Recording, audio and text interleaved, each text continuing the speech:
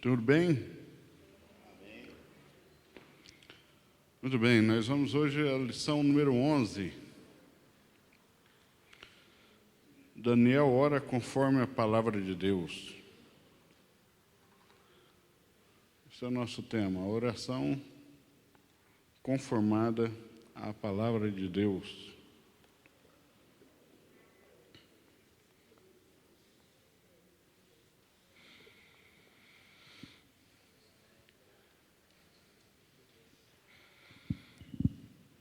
Toda oração, ela é uma expressão das nossas crenças, daquilo em que acreditamos. Na verdade, a oração faz isso melhor do que outras coisas, do que pregação, do que um estudo. Ela é mais difícil de ser, quando ela é feita voluntariamente, ela é mais transparente naquilo que nós cremos do que outras coisas. Quer conhecer a teologia de alguém, a maneira como ele crê, peça para ele orar, né? De bate-pronto, sem dar tempo para preparar antes. Aquilo revela muita coisa sobre alguém, quando a pessoa está orando. A Bíblia diz que nós devemos orar a Deus com um coração sincero. Isso nós sabemos, é bastante evidente. Só que toda oração revela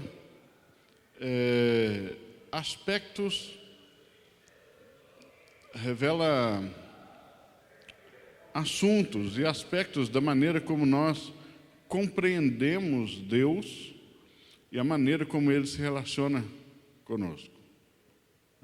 O que pedimos, como pedimos, o que argumentamos, o que citamos, sempre revela.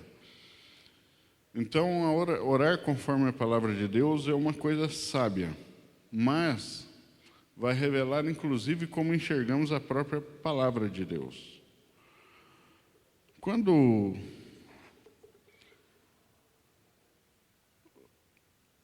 toda oração tem que ser dirigida a Deus e ela é um apelo a Deus. Mesmo a oração de louvor, ela é dirigida a Deus com o intuito de elogiar a Deus, correto? A palavra louvor literalmente significa elogio. A raiz da palavra louvor é literalmente a palavra elogio, elogiar a Deus. No entanto, para se elogiar alguém, é necessário conhecê-lo. Conhecer aptidões, características, atributos dessa pessoa, certo? Se você tivesse aqui, fosse chamado para, olha, nós vamos fazer uma homenagem para o pastor Wander e queremos que você faça dê uma pequena palavra ali, né, antes da gente entregar um presentinho para ele. A sua palavra é uma palavra que tem que gerar em torno do quê? Do que justifica a situação, a circunstância, né? Daquilo que levou a igreja a celebrar a presença do pastor Wander conosco. Então você teria que citar o quê? Virtudes, características que justifiquem, né? que serviram de fundamento para que aquilo estivesse acontecendo. No entanto, se eu pegasse um visitante que nunca veio aqui, é de fora, de outro lugar da cidade, do Brasil, que estivesse aqui e falasse assim, você fala lá sobre o pastor Wander? Qual que é a primeira coisa que ele ia responder para mim? Quem é pastor Wander? Eu digo, é aquele ali. Aí ele vai falar, mas eu falo o quê? Porque ele não conhece. Na verdade, é impossível fazer uma oração conformada à palavra de Deus se eu não conheço Deus. Não tem jeito de fazer uma oração de louvor a um Deus desconhecido. O altar em Atenas, na Grécia, que Paulo usou de pretexto para apresentar o Evangelho, o altar ao Deus desconhecido, era o único que não tinha ninguém ajoelhado na frente. Não é? Aquela multidão de templos e deuses todos lotados, e tinha um altar ali ao Deus desconhecido. Era simplesmente um plano B dos atenienses. Vamos deixar esse aqui, porque qualquer outro que a gente descobrir, a gente diz, não, era esse aqui, a gente só não sabia o nome. Né? É uma maneira de você ter sempre uma válvula de escape. Mas ninguém ficava ali adorando a um Deus desconhecido. Paulo chega e simplesmente diz, este Deus desconhecido é que eu vou anunciar. Ou seja, ele vai deixar de ser desconhecido. Né? Todo o cristianismo é fundamentado sob a premissa de conhecer a Deus. Por exemplo, não apenas a teologia em si, né, a teontologia, mas a missiologia. Todo o nosso conceito e tudo aquilo que a Bíblia apresenta como missão evangelizadora parte de um pressuposto de que as pessoas não conhecem a Deus, mas que deveriam conhecer a Deus. Se essa não fosse a premissa, não teria sentido a obra missionária, evangelizadora. Certo? Pregamos porque é necessário que se conheça a Deus. E as pessoas não conhecem a Deus. Então, inclusive, na questão missionária, é muito comum, hoje, pela influência filosófica e cultural do nosso tempo, é muito comum encontrar pessoas que pensam completamente de maneira herética sobre missões. Por exemplo, tem muito crente que defende que não se devia enviar missionários a tribos indígenas. Enviar missionário para a Itália, enviar missionário para o Japão, tudo bem. Mas a tribos indígenas, não. Por quê? Porque vai atrapalhar a cultura dos índios. Vai chegar lá, os índios vão deixar a sua cultura nativa vai fazer uma mistura cultural que não é saudável. O mundo defende isso, né? Todo antropólogo, todo sociólogo, todo linguista, toda ONG, especialmente que lida com tribos indígenas, abomina missionários. Eu tenho uma prima doutora em linguística, reitora da Universidade Federal de aquela cidade grande lá no interior da Bahia, Santana, não sei do que, Feira de Santana, eu acho. Ela conversa comigo, ela abomina a ideia de missões. Por quê? Porque o missionário chega na aldeia, primeira coisa, ele leva livros, ele muda as danças culturais, algumas têm que ser deixadas de ser feitas, hábitos, comportamentos, crenças, a cultura toda é mexida. Né? Então, isso é um prejuízo, porque nós perdemos algo que existe há centenas de anos ali. É a visão. E muito crente contaminado por essa visão meio romântica da coisa, da cultura, achando que toda cultura é válida só por existir, né?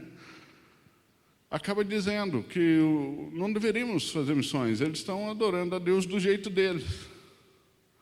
Isso é um absurdo sem tamanho. Certo? Porque quando se pergunta de outra maneira, assim, se um índio que nunca ouviu falar de Jesus, nunca viu, não sabe que existe Bíblia, nunca ouviu falar de Jesus mesmo, de uma tribo bastante isolada, quando ele morre, ele vai para o céu ou para o inferno?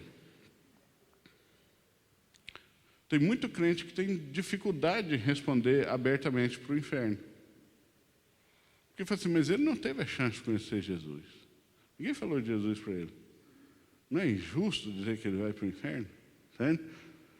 É exatamente essa contaminação dessa cultura que tem aí a cultura é o valor em si. Isso é um erro muito perigoso. Por quê? Porque essa pessoa vai desembocar ali. Fala, não, vamos enviar missionário a qualquer lugar, menos aos índios. O pressuposto que a pessoa não percebe é que ela está dizendo que a ignorância absoluta sobre Deus também salva. É isso que ela está dizendo. Se alguém ouviu de Jesus, mas não creu, esse vai para o inferno, eu admito isso. Mas se alguém nunca ouviu, vai para o céu, porque não teve oportunidade. Então essa pessoa crê em dois tipos de salvação: a salvação pela fé, ouvir e crer, e a salvação pela ignorância absoluta. Ser absolutamente ignorante também salva. E onde é que está isso na Bíblia?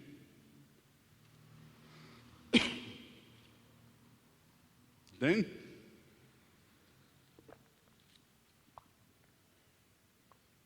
Então a pessoa diz que há duas coisas que salvam: a fé em Jesus e a ignorância sobre Jesus.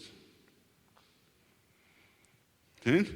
A única coisa capaz de condenar seria o desprezo por Jesus, deliberado. Não é isso que a Bíblia ensina. Quando a Bíblia diz, vão e façam discípulos de todas as nações, o pressuposto é que todas as nações estão caminhando para onde? Para o inferno. Se todas as nações que desconhecessem Jesus, e todas as nações desconheciam Jesus, exceto Israel, quando Jesus pregou o Evangelho na terra, a única nação que conhecia Jesus era o próprio Israel, certo? E alguns poucos, que de fora, que passaram por ali. Todas as nações desconheciam Jesus na época em que Jesus nasceu em Belém, certo? Só Israel conhecia Jesus. Mesmo assim, Jesus diz, vão a todas as nações e façam discípulos. Não, Jesus deveria ter dito, não contem para ninguém. Quanto mais pessoas não fizerem nem ideia, mais pessoas no céu. Deixem isso morrer com vocês. Se ninguém souber, é garantido que a humanidade inteira daqui para frente vai para o céu. Certo? É o que Jesus deveria ter dito. Se ninguém souber, é garantido que então que todos estão salvos pela ignorância. Por não saberem. Não escrevam, não falem, não preguem. Vocês creram, muito bom. Os fariseus não creram, vão para o inferno. Mas não contem para mais ninguém. Depois de vocês, morreu aqui, todos que nascerem depois estão garantidos, porque não vão ouvir de ninguém. Então, quando alguém diz, não vamos fazer missões entre os índios, porque se eles morrerem na condição de sem possibilidade, estão garantidos no céu, ele está dizendo que Jesus não veio trazer a boa notícia, ele veio trazer a má notícia. Não é? A má notícia é que agora você ouviu. Ou você crê e vai para o céu, ou você está lascado. É a má notícia. O Evangelho não é a boa notícia, é a má notícia. Eu estava garantido até agora, mas você veio pregar, então agora eu tenho que crer. Se você não viesse, eu estava garantido. Era só você ficar em casa, cara. Você não me ama, você me odeia. Certo? Agora eu tenho que deixar de ser quem eu sou, viver do jeito que vivi, por causa de você, Jacu, que veio aqui falar desse Jesus para mim. Entende? A lógica da pessoa é totalmente inversa. Então ela faz do Evangelho a má notícia e não a boa notícia. E de Jesus, da ordem missionária de Jesus, da grande comissão, um desserviço ao céu. E não o contrário. Então Jesus foi o que mais odiou a humanidade. Ele veio trazer uma possibilidade de perdição. Todos estão garantidos na salvação enquanto ignorantes. Mas eu venho trazer a você a possibilidade de perdição. Se o seu estado é garantido no céu, porque você nunca ouviu falar de Jesus, e eu trago uma condição em que você é exigido a crer, eu trouxe a você a possibilidade de perdição e não de salvação. Salvação você já tinha, já estava garantido. Eu trouxe a possibilidade de você se perder. Agora, se você estava condenado, perdido, e eu trouxe a você uma possibilidade de salvação, o Evangelho é a possibilidade de salvação. Na lógica da outra pessoa, o Evangelho é a possibilidade de perdição. Entende? É só pensar um pouquinho. Mas as pessoas não pensam, né? Elas são inflamadas pela cultura, por esse jeito progressista de pensar sobre cultura, e consomem cultura como se fosse coisa santa. Mas não é. Então, toda obra missionária parte do pressuposto que devemos conhecer a Deus, e não que desconhecer a Deus é o estado ideal. Se desconheço a Deus, estou perdido. É o que a Bíblia diz. Vocês compreenderam o raciocínio? Então, por exemplo, vamos supor que descobrem que existe uma tribo lá no miolo da Amazônia. Nunca ouviram, não sabem que existe mundo fora dali. Eles nunca tiveram contato com o mundo exterior. Teoricamente, se todos morrerem, todos estão garantidos no céu. Então, qual que é a melhor coisa a se fazer, por amor a eles? Deixá-los isolados mesmo. Mas, se a Bíblia diz, vai e prega o evangelho para eles, porque é um povo, uma língua, uma tribo e uma nação. Então, todo o pressuposto da Bíblia é que conhecer a Deus é a única coisa capaz de salvar, né? E que se esse Deus é desconhecido, simplesmente estamos perdidos. Quando a gente volta para cá, tendo esse entendimento agora, que nossa oração deve ser conforme o conhecimento que temos sobre Deus, e ela é, porque não podemos orar a um Deus desconhecido, é impossível se orar a um Deus desconhecido, é como fazer uma declaração de amor a alguém que você não conhece.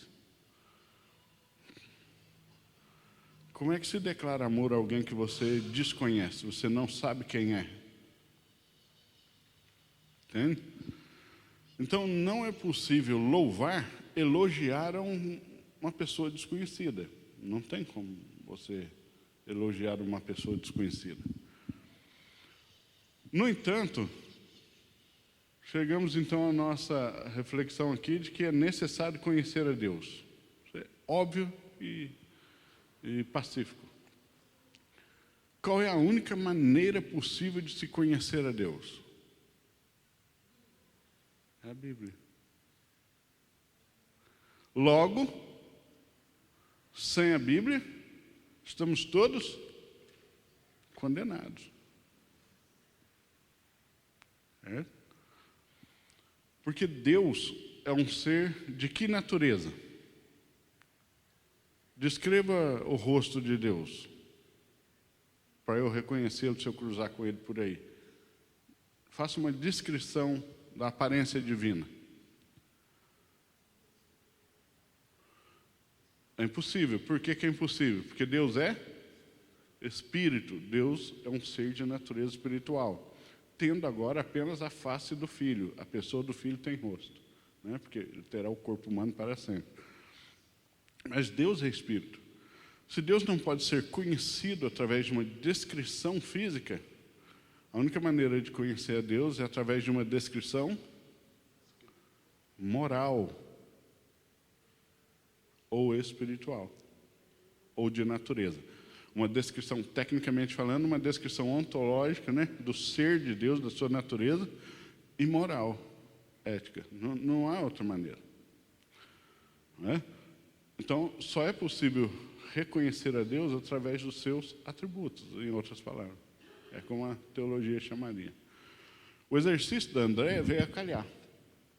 Fale algo sobre quem Deus é. E as pessoas disseram várias coisas. O que disseram?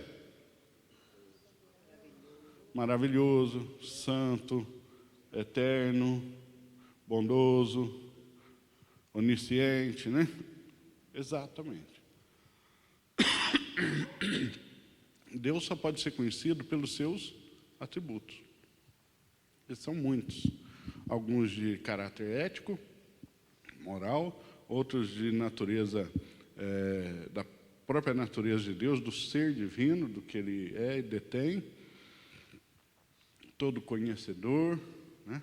Belo, porque beleza na Bíblia nunca esteve associada à aparência física, né? Mas à aparência moral. A beleza na Bíblia ela é muito mais de natureza moral do que de natureza estética. Ela é mais ética do que estética, né? Beleza na Bíblia é santidade, não é forma. Né? Embora, eventualmente, a Bíblia faça referência à aparência como beleza também. Ruth era bela, José era belo, mas a Bíblia, quando chama Deus de belo e chama alguém de formoso, não está se referindo à forma física, está se referindo à santidade. Ó, quão formosos são os pés dos que anunciam boas novas. Você acha que o pé de evangelista é bonito? Pé de evangelista é bonito? Não.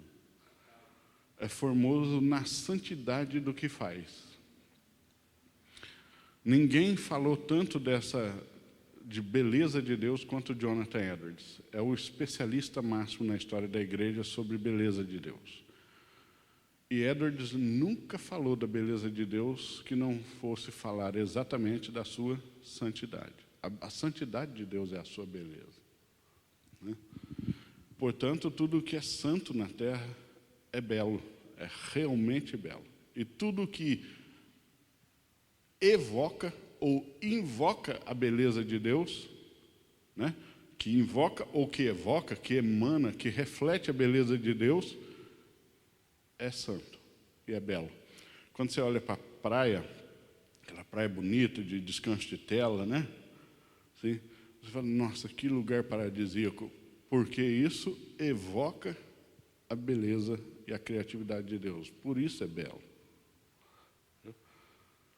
Quando você olha uma cena de um lugar todo destruído, em vez de conformado à santidade de Deus, deformado, grotesco, caos ao invés de ordem, você é algo contrário à natureza e à santidade de Deus. Portanto, você diz, que cena feia. Quando você não conhece a Deus, você não consegue mais fazer essa distinção entre o que é caos e o que é ordem, entre o que é belo e o que é realmente feio. Portanto, você acha bonito ser feio. Entendeu? As pessoas que desconhecem Deus veem beleza no que é grotesco. É o que a arte hoje em dia faz dentro das universidades, por exemplo.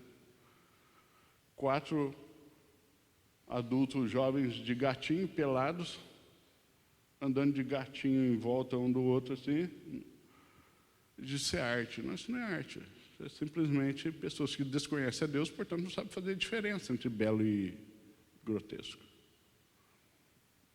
Consegue. Cativar e cultuar pessoas desse naipe, para chegarem lá fácil de controlar inimigos, pelo qual a colega conhecida orienta uma visão diferente da realidade, proteger a pessoa ignorante, de modo que ela não seja cooptada por religião para chegar na liderança, em nível superior, com bolsas e outras coisas assim, para depois disseminar justamente esse pensamento. Entende?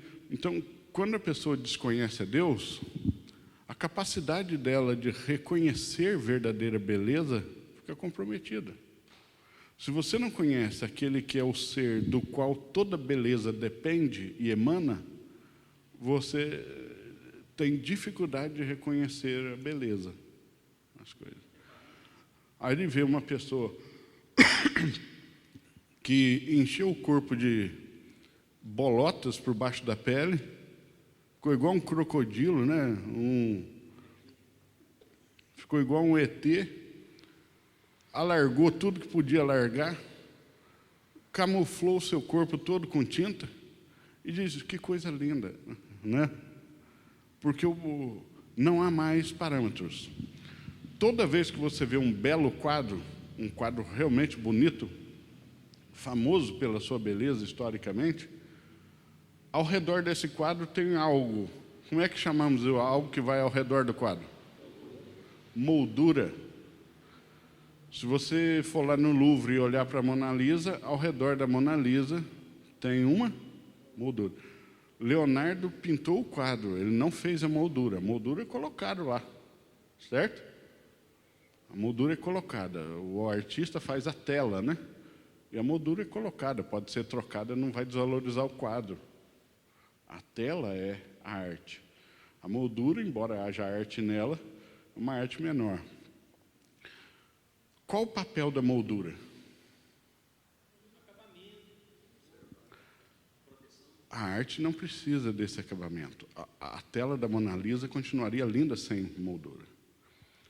A moldura, o papel dela é intuitivamente lembrar você que até aqui dentro é ficção, é arte. A partir daqui, do lado de fora da moldura, é realidade. Entende? A moldura é para fazer você reconhecer, enquanto você está no mundo das artes, que tem a liberdade da imaginação, e a partir daqui fora não é mais imaginação, é realidade, é mundo. Viver sem conhecer a Deus é como viver num quadro sem moldura. A pessoa tem dificuldade de distinguir realidade e ficção. Ela não consegue perceber o que é verdade e o que é mentira, o que é realidade e o que é ficção. Ela faz da ficção a verdade dela. Utopias, ideologias, conceito de beleza completamente equivocado. Ela vive num mundo ficcional que não é o real. Ela vive a mentira como se fosse verdade. Porque a única coisa que estabelece as molduras adequadas são os limites que a palavra de Deus impõe. Todos os limites que a Bíblia traz e que Deus estipula para a vida humana funcionam como molduras para nós. Nos fazendo entender que a partir daqui não é mais algo bom. Dentro é algo bom. Ela faz divisão entre as coisas. Então, orar conforme a palavra de Deus, eu preciso conhecer a Deus, mas para conhecer a Deus eu preciso conhecer o único meio pelo qual Deus se faz conhecer. Se Deus é Espírito, eu não posso conhecê-lo pela observação. Não se põe nada espiritual em placa de Petri para olhar no microscópio. A ciência não tem alcance para conhecer o que é de natureza espiritual, certo? A ciência só pode estudar o que pode ser observado. Isso é um postulado fixo na ciência. Só podemos estudar o que pode ser observado. Se não pode ser observado, não pode ser ciência. É especulação. Podemos observar os ursos? Sim, então podemos estudar os ursos. E podemos fazer ciência sobre os ursos. Podemos estudar as células? Sim, podemos colocar ali, pesquisar, fazer testes, submeter a célula as mesmas condições controladas para ver se isso se repete sempre naquela condição. Se se repete sempre, é uma verdade científica. Entende? Eu jogo uma folha de papel no fogo a 350 graus. A folha se queima. Vamos colocar de cá uma folha com a mesma característica, no mesmo fogo, a mesma temperatura. As condições são idênticas. Queimou de novo. Faz a terceira vez, queimou de novo, pronto. Isso é uma verdade científica. Papel se queima no fogo, a 350 graus. Se eu consigo repetir a experiência em condições controladas, esse é um fato científico. Se o resultado é o mesmo, esse resultado é uma verdade cientificamente provada. Entende? Para ser uma verdade cientificamente provada, algo tem que ser experimentado em condições controladas e o resultado tem que ser idêntico em todas as vezes. Entendeu? Vacina, como é que vai fazer? Injetamos esse retrovírus aqui numa gota de sangue que tem tal vírus. Agiu dessa maneira. Pode ser uma coincidência. Então, temos que repetir a experiência nas mesmas condições para ver se o resultado é o mesmo. O resultado foi o mesmo. Repito isso algumas dezenas de vezes. Então, toda vez que isso acontece nessas condições, o resultado é o mesmo. Isso é uma verdade científica. Então, não podemos fazer ciência do que não pode ser observado e experimentado. A ciência é absoluta e 100% empírica, da experimentação. Então, cientificamente, ninguém pode conhecer a Deus. Me dê uma prova científica de Deus. É a pergunta errada, não existe. A ciência mesmo, pelo seu pressuposto, ela não pode ser capaz de conhecer a Deus. Deus é Espírito. Então, se Deus não pode ser conhecido pela verdade científica, talvez possa ser conhecido pela verdade filosófica, que é outro tipo de verdade. Conceitos não podem ser testados ou experimentados, observados. Conceitos, verdades, mas elas podem ser pensadas e submetidas ao escrutínio da razão. Então, enquanto o cientista procura verdades, se ele é honesto, pelo método científico da experimentação, o filósofo busca verdades por outro método, o método da razão, né? Da lógica, dos pensamentos, se há uma lógica, respeitando as regras da lógica. Também é um método filosófico. E se chegou, é uma verdade filosófica. Certo? Mas Deus não pode ser conhecido também pela verdade filosófica. Por quê? Porque o conceito de Deus é infinito. A razão humana nunca alcançará. Então, a verdade filosófica não pode alcançar o conhecimento de Deus. Então, se Deus não pode ser conhecido pela verdade científica nem filosófica, ele só pode ser conhecido pela outro prisma da verdade. Verdade teológica. Que também tem método. Só não é o científico nem o filosófico, embora eventualmente faça uso de um e de outro para suas coisas. Então, se Deus não é espírito, não pode ser observado, não pode ser tocado, não pode ser visto, não pode ser experimentado no método científico, é impossível conhecer a Deus. Sim, é impossível conhecer a Deus, a menos que Ele mesmo se dê a conhecer. Diga, Adílio. A palavra de Deus, né, a Escritura é o testemunho, né, de Deus, né, de Jesus, né, do Pai, do Filho e do Espírito Santo. É o testemunho, né, a obra que Jesus fazia, né, e somente a Escritura pode nos abrir a mente. Então é por isso que a gente devemos orar, né, de acordo com a palavra, né, porque é a Escritura que abre a mente, né, do ser humano, igual abriu a mente dos discípulos. Né, se a gente for ver em Lucas capítulo 24, versículo 40, e Lucas capítulo 28, 24, Lucas 24, 44 ou 45.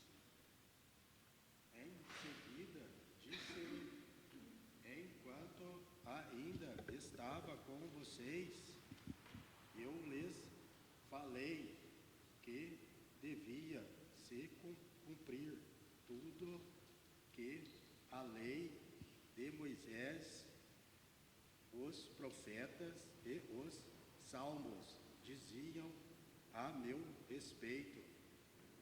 Então, lhes abriu a mente para que entendessem as Escrituras. Então, Jesus abriu a mente dos discípulos ali para que ele entendesse as Escrituras. Né? E se a gente for ver em Salmos, né, a oração de Davi, porque a palavra de Deus, né, a gente não devemos só ler como praticar. Né? A palavra de Deus a gente devemos praticar, as mesmas orações, né, orar, buscar a Deus. Né? E os Salmos, ele sempre incentiva, Davi sempre incentiva a gente a buscar, não só ler os Salmos.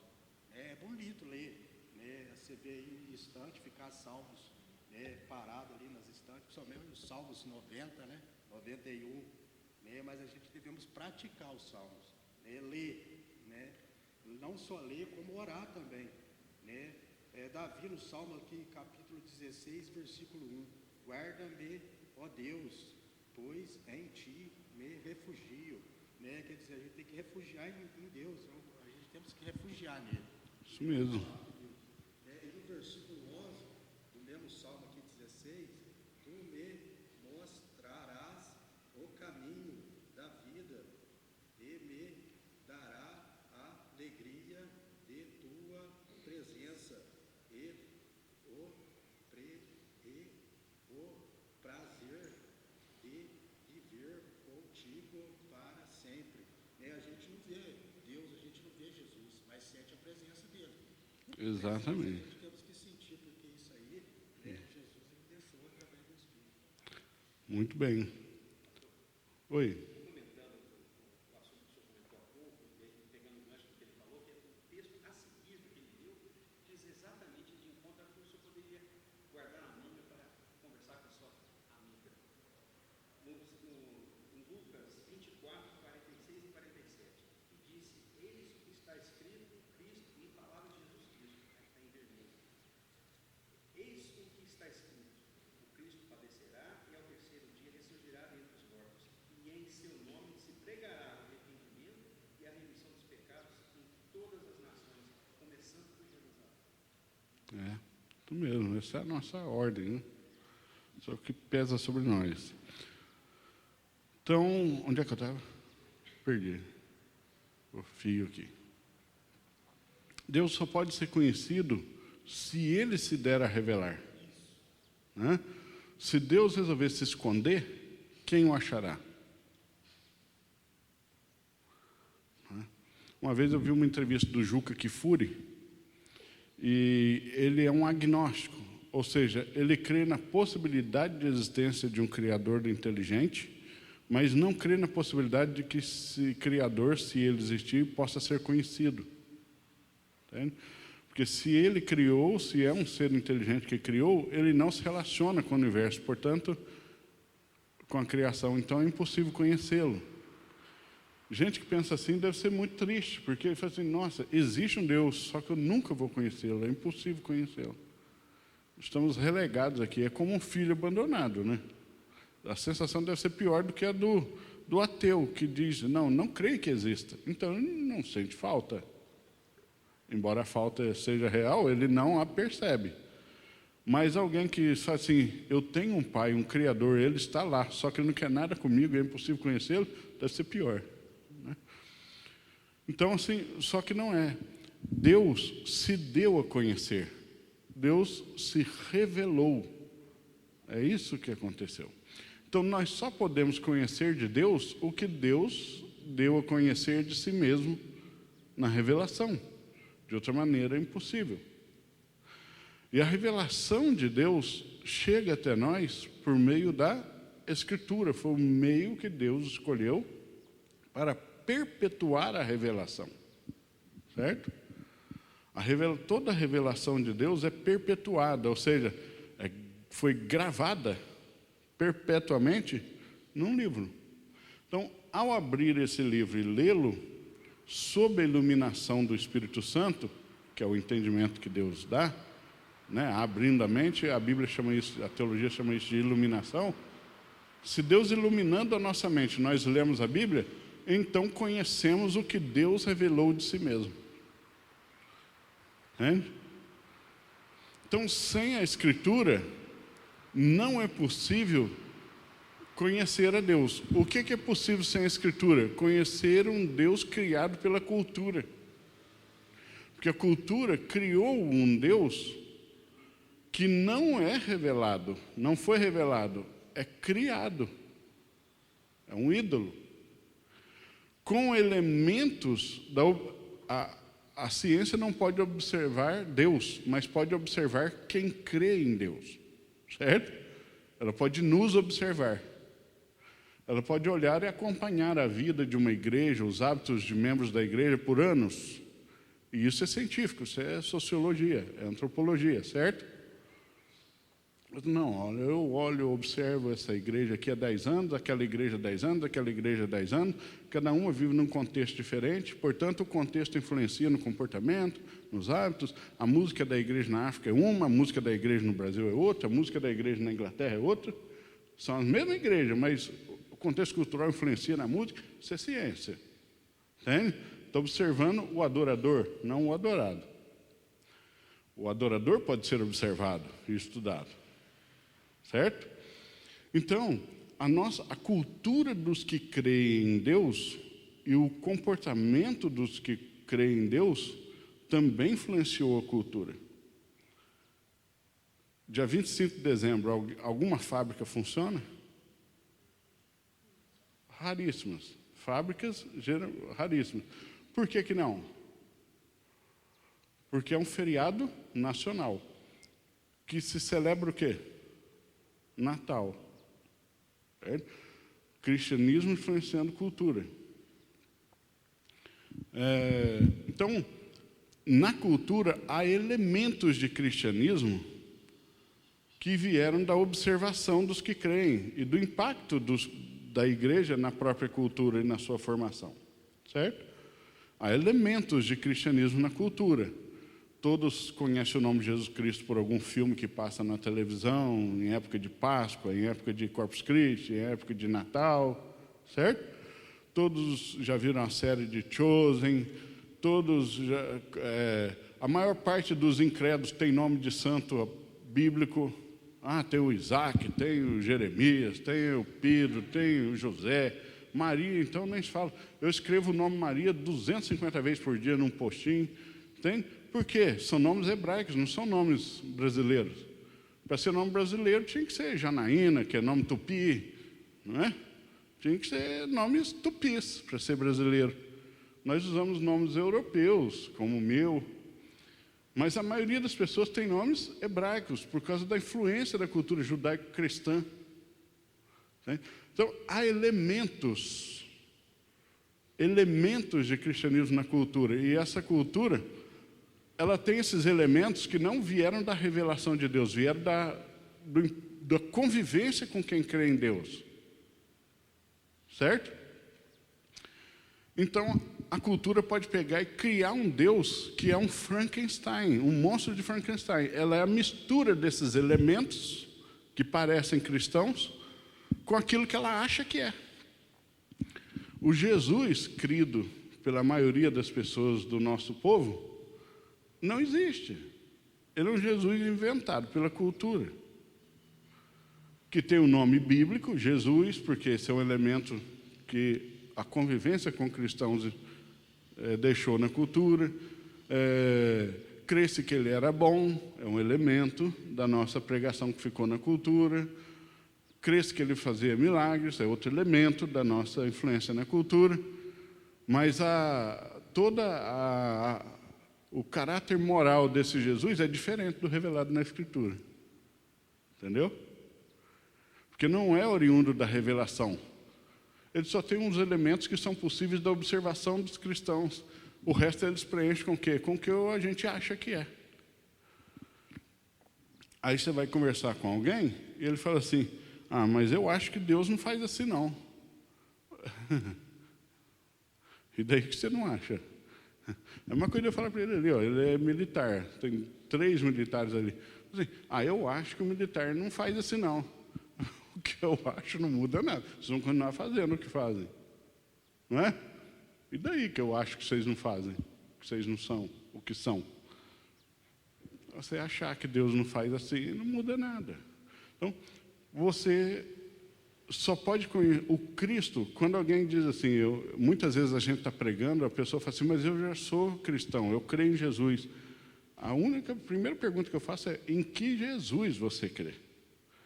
De onde você obteve informações sobre ele para crer nele? Você já leu a Bíblia? Não. Eu falo, então esse Jesus, você o conheceu onde? Como?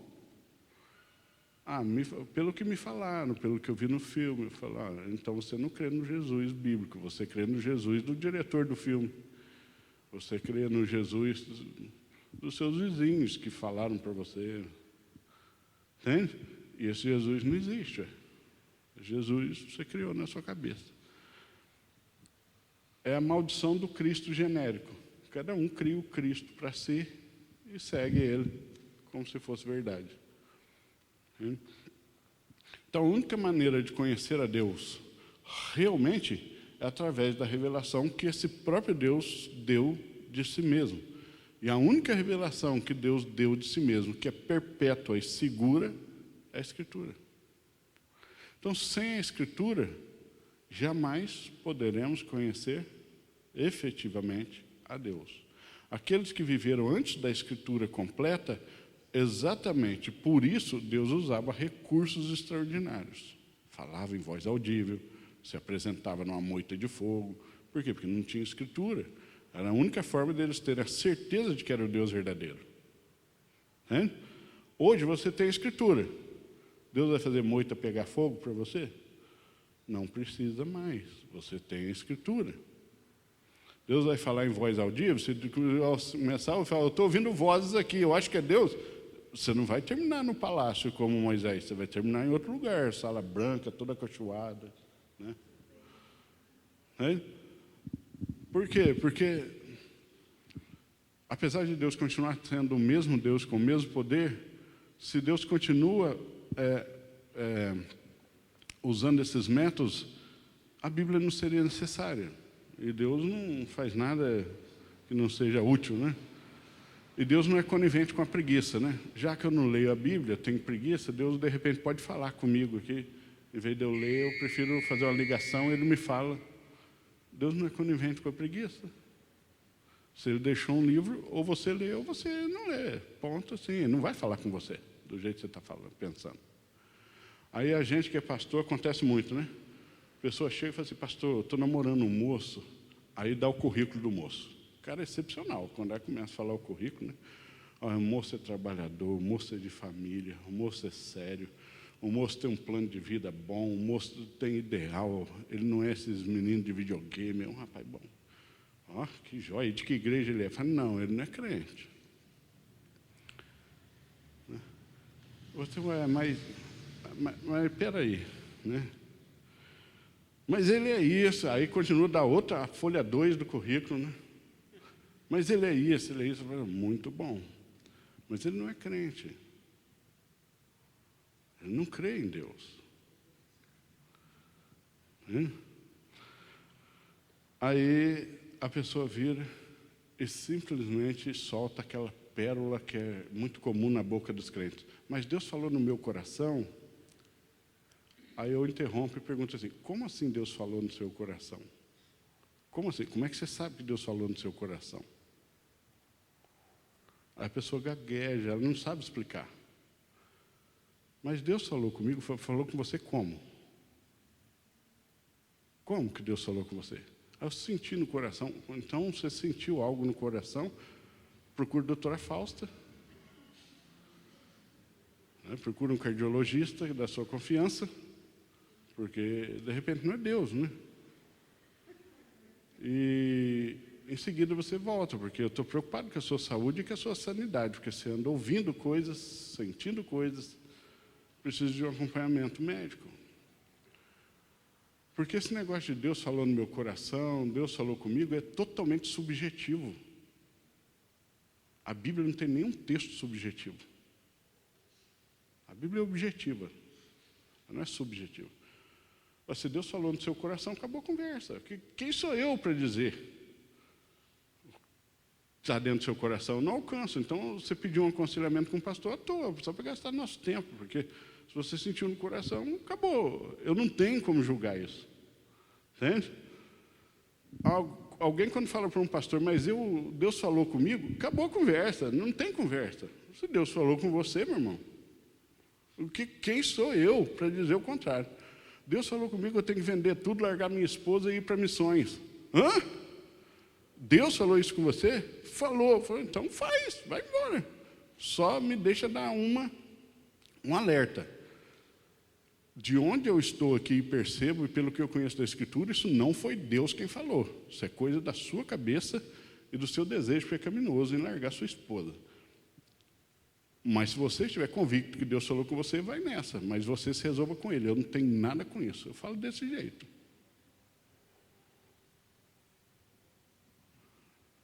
Não tem nada com isso. Como assim Deus falou comigo? Deus falou comigo, a pessoa está adulterando. Deus falou comigo que era para eu largar minha esposa e ficar com essa, porque essa que é a escolhida para mim. Eu fiz um erro quando eu casei com a primeira. Não sei o quê. Deus falou isso com você? Sim, eu estou seguro que Deus falou comigo. Então, por que você veio aqui? A sua consciência está pesada por quê? Porque você veio aqui só para que eu assine embaixo da sua decisão. Você já está com a decisão tomada. Está pondo a consequência dessa decisão toda em Deus. Por que você veio aqui falar comigo? Eu falo desse jeito. Você já está com a decisão tomada. Toda a responsabilidade dessa decisão você está jogando para Deus. Você veio aqui conversar comigo para quê? Só para me comunicar? Ou você queria só que eu assinasse embaixo para a sua consciência não pesar? Que eu acho que é isso. Eu acho que a sua consciência está te acusando e você quer alívio para ela, tendo mais um na fileira, dizendo, não, é isso mesmo, vai lá. Eu não vou fazer isso. Isso aí não é Deus falando com você. Deus fala com a gente por meio da Escritura. Lida, meditada, pregada com zelo, estudada com zelo. É assim que Deus fala com a gente.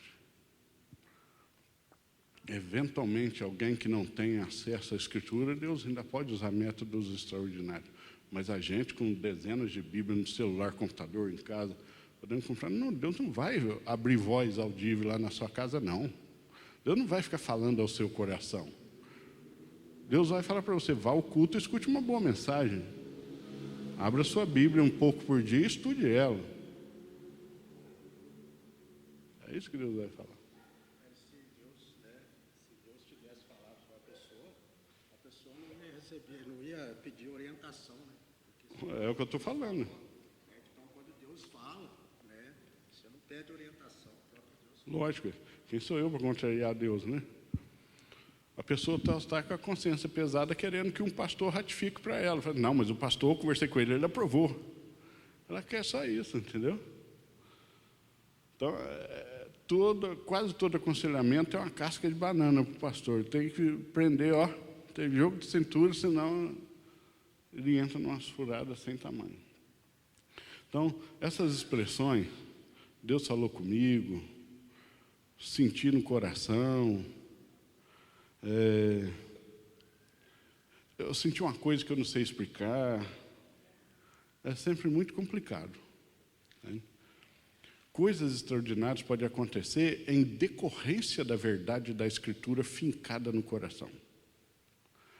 Quando é o oposto, coisas extraordinárias acontecendo e você formando com conceitos e verdades sobre Deus a partir da experiência, não entra nesse caminho. A experiência não forma a doutrina leva você a experiências. A Escritura conduz a você a fazer orações conforme a palavra de Deus, sabendo quem Deus é. Isso leva você a experiências com o Deus real. Não é o oposto. Porque, seu coraçãozinho é uma fábrica de ídolos. A ignorância é a mãe de todas as heresias. Nunca passe pano para a ignorância ou para tente fazer ciência com a verdade divina, pela experimentação. Fulano orou 7 semanas, aconteceu. Então, se eu orar 7 semanas, acontece. Isso é um método científico. Vamos tentar reproduzir nas mesmas condições, ver se acontece. Não existe método científico com Deus. Entende? Com ele funcionou, né? Com a gente pode ser totalmente diferente. Viu? Quantos anos Israel teve que orar para ser tirado do Egito? Lamentar e orar 400 anos. Não é mesmo? Quanto tempo Daniel precisou orar para o anjo chegar até ele?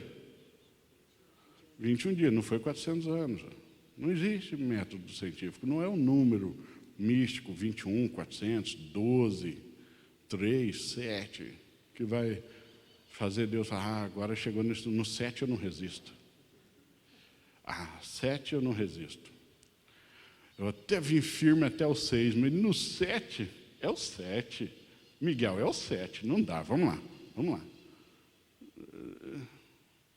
Entende? A única coisa que a Bíblia diz que Deus não, abre aspas, resiste, é o coração quebrantado e contrito, que Ele não despreza. Não é o número de dias que se ora, o número de versículos que se decora, a quilometragem da caminhada que você faz até um certo local dito santo. Não é o valor do seu dízimo, é o coração quebrantado e contrito. E uma oração feita justamente como expressão da esperança que se está firmada na palavra desse Deus. Não, eu sei o que o Senhor disse sobre isso, e a minha esperança é exatamente firmada no que o Senhor disse sobre isso. Então eu me apego ao que o Senhor disse. Essa é a minha esperança. O Senhor prometeu, a sua promessa. Né? É o que Pedro fala em 1 Pedro. Né? Confiantes nas promessas de Deus, porque as promessas é o que Ele revelou. A gente ora, né, na palavra, né, olhando na palavra, a gente ora, né, com a palavra, a gente se torna um cristão mais forte. Né, por quê? Porque a gente está vendo aqui o testemunho de Jesus, né, e a gente se torna mais forte. Né, e nada pode abalar, né, aquele que refugia, né, em Jesus. Né, refugiar é a gente se chegar, refugiar, a gente temos que refugiar nele. E refugiar nas Escrituras aí, porque as Escrituras falam a verdade. Exatamente. É o único terreno seguro para a gente, é a Escritura, em termos de revelação. Todo o restante é subjetivo. Né? Pode ser, pode não ser, pode ser só com você, sei lá. O único terreno seguro é a Escritura. Né? Então Deus pode fazer de jeito diferente? Pode. Deus pode fazer de jeito diferente a mesma coisa em vários lugares do mundo. A única coisa que Deus não pode fazer é algo que contraria a sua palavra. Isso Ele não pode. Deus não pode fazer nada, pensar nada, dizer nada que contrarie a sua própria palavra. Porque esse seria um atestado de que Ele está contra Ele mesmo e entrou em contradição. E Ele já não seria perfeito, portanto já não seria Deus. Deus nunca fará isso. Deus nunca encontra uma maneira melhor. A Escritura é a maneira melhor. Por quê? Porque se Ele falar assim, eu descobri um jeito melhor do que esse que eu disse aí quando escreveu Jeremias, Ele está dizendo, quando escreveu Jeremias eu não fui perfeito. Existia um jeito mais excelente, uma verdade maior que eu não conhecia. Isso não existe. Por isso a Escritura é atemporal, é eterna. Passarão céus e terra, mas ela não. Porque ela é tão eterna quanto Deus que a redigiu, que a inspirou. A Escritura é perfeita, então ela é a única coisa objetiva e segura. Tudo fora da Escritura pode ser santo e bom, mas não é perfeito. Não é? A oração que alguém faz, a pregação de alguém, um livro escrito por um bom cristão, são coisas santas e boas, mas não são perfeitas. Só a Escritura é. Portanto, ela deve ser o crivo pelo qual julgamos todas as outras coisas. Tudo bem? Vamos orar? Senhor, muito obrigado, Deus, pela bênção da vida, pela salvação em Cristo Jesus, pela excelência e existência da Escritura, pela existência da família e da igreja, Senhor. Suplicamos, ó Deus, que o Senhor tenha misericórdia de nós, nos perdoe os pecados, nos leve até os nossos próximos compromissos ou para casa guardados, e que, mais tarde, quando os membros dessa comunidade e outros mais se reunirem aqui